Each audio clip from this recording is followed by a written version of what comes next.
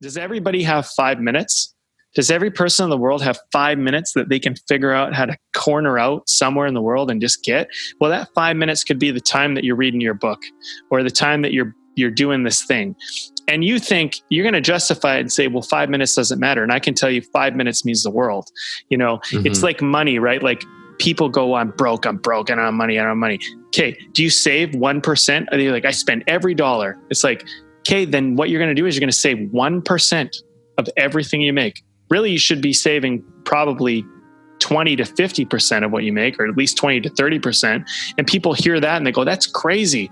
But it's like, when you start saving 1%, you're going to start learning how to save 2. And when you can save 2, you might be able to save 4. And if you can save 4, then maybe 8. And the thing is what ends up happening is you build the ability to do something that was impossible before.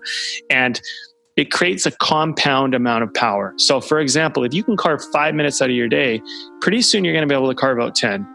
And if you do that long enough, you're going to be able to carve out 20, right? And then like, how long is it going to take before you can carve out your whole day?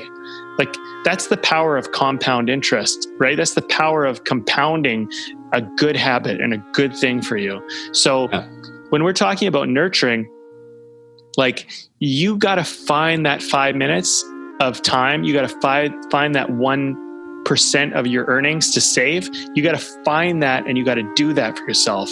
And that is where the real work occurs. That's the hard work, but that's where you're going to build those roots in the ground that are going to make you stand forever.